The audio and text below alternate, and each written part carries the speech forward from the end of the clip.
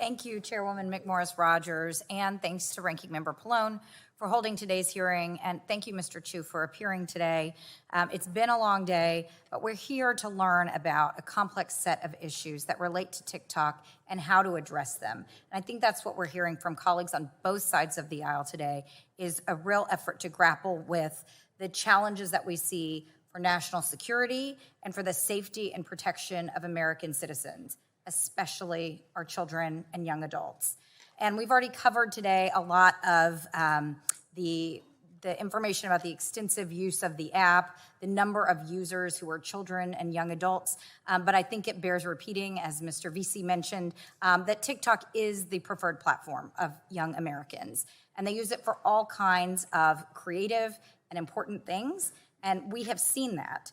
But there are also some dangerous things that we know it has and continues to be used for. And that also that the data that's collected is posing additional dangers. And that's what we're here for. Most people using TikTok do not realize that TikTok is collecting data about their keystrokes or about their browsing history on other sites and so much more. And I agree with my colleagues that we need a comprehensive set of data privacy laws here in the country, and we've heard some very good ideas today. And Mr. Shou, you've mentioned several times today that these are industry-wide issues, and I agree with you that there are industry-wide challenges here. But there are also some specific things relating to TikTok that I want to focus my questions on and really want to understand where there's a difference and how we can craft legislation that addresses the very real challenges that we've been hearing about today. As you know, states across the country have joined an ongoing investigation into possible violations of consumer protection laws by TikTok as they pertain to TikTok's effect on the mental health of American children and teenagers. As part of this investigation, states have requested to review internal TikTok communications that takes place on LARC.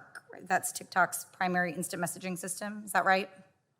Yes. Okay. And does every TikTok employee have a LARC account? It is very similar to companies that use Slack or any other instant messaging tool. But LARC is a proprietary instant messaging tool. It's not Slack. It is something that was developed, yes, by ByteDance. It was developed by TikTok? No, it's developed by ByteDance. It's developed by ByteDance. Okay. And so a couple questions stemming from that. Is it true that LARC video conferencing has a translation feature in which Chinese is translated to English text and vice versa? That is correct. It helps with global cooperation. Okay. And those translated conversations are somehow saved into the LARC system? I will need to get back to you on the specifics. Okay. There is... I'll get back to you on the specifics. Okay, that would be great to know. And I neglected to ask, but does every TikTok employee have a LARC account?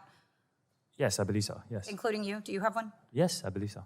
Yes. And then do you have there's some kind of profile for your instant messaging system. So every employee identifies their manager and their department, who they work for, what they do. Is that all included in their LARC profile? Do you know? It's very common for companies to have enterprise messaging tools that companies use.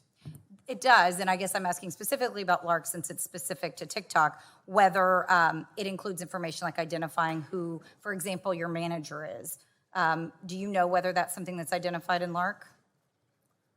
Yes, again, some of these HR features are built into a lot of enterprise tools that we use, and yeah. So like for your own profile, does it identify who your manager is? Yes, it does. And who does it identify as your manager? I report to the CEO of ByteDance.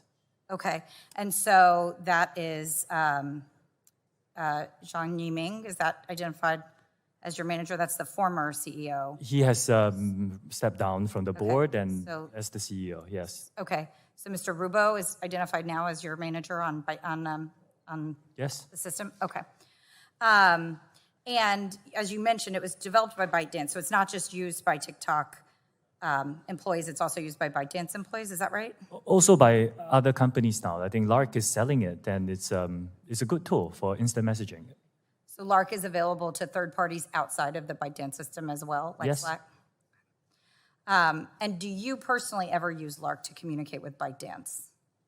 With employees at ByteDance? Yes, I do. You do, okay.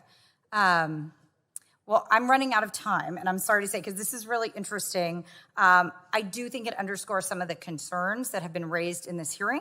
So I think it's clear we have work we need to continue to do here in the Congress to address data protection and privacy. And with that, Madam Chairwoman, I thank you, and I will yield back.